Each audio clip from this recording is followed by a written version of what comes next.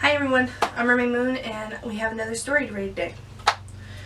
Our story for today is Flap Your Wings.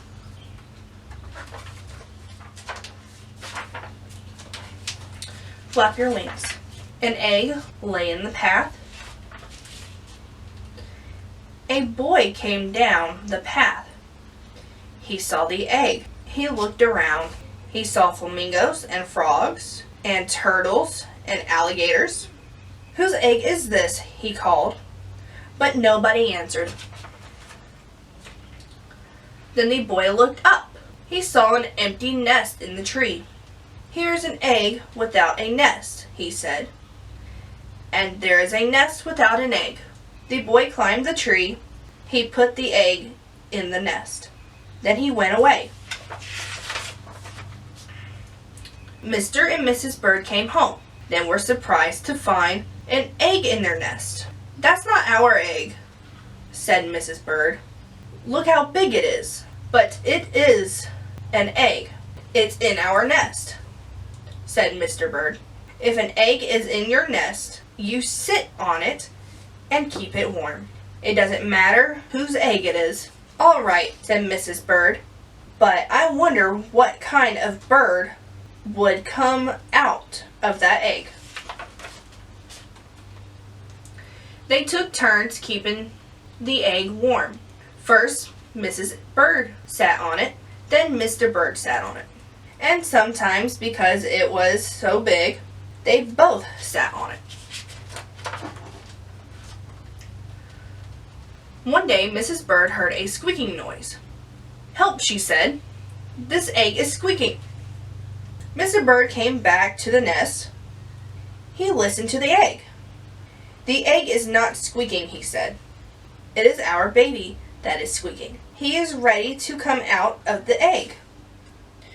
Mr. and Mrs. Bird waited. And there was the baby. Mr. Bird was very excited. "It's Junior," he shouted. "What a beautiful baby."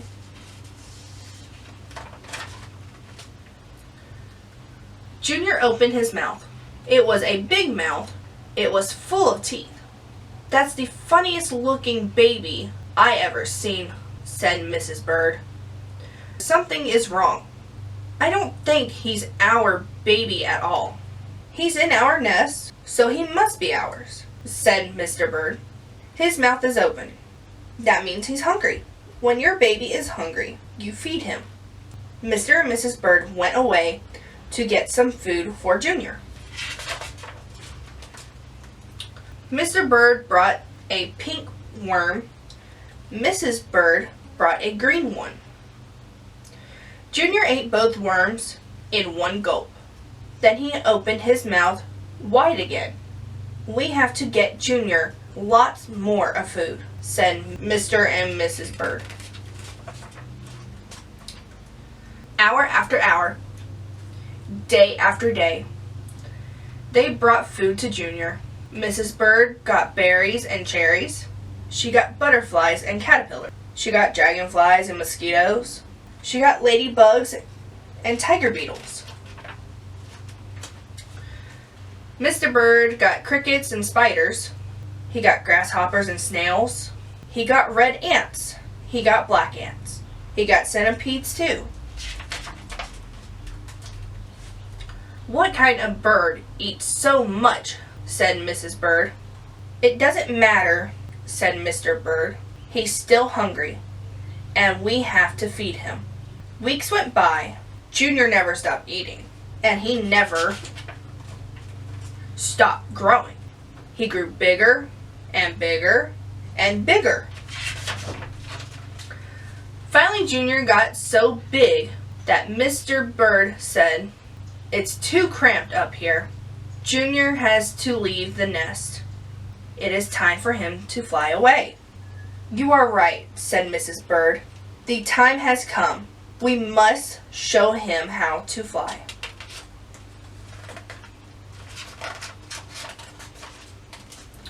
Mrs. Bird pushed and pushed. Mr. Bird showed Junior how to fly. "Jump into the air Like this, he said. Then flap your wings. Junior got ready. He took a deep breath and jumped. Up, up, up into the air he went. Flap your wings, yelled Mrs. Bird. Flap your wings, yelled Mr. Bird. Junior flapped and flapped, but it doesn't do any good. He didn't have any wings. Down, down, down went Junior. Down to the water. Splash! It was cool and wet in the water. It was just right for Junior. You know, said Mrs. Bird, I don't think Junior was a bird at all. It doesn't matter, Mr. Bird said. He's happy now, and just look at him swim. And that was the end of that book. Until tomorrow. Bye.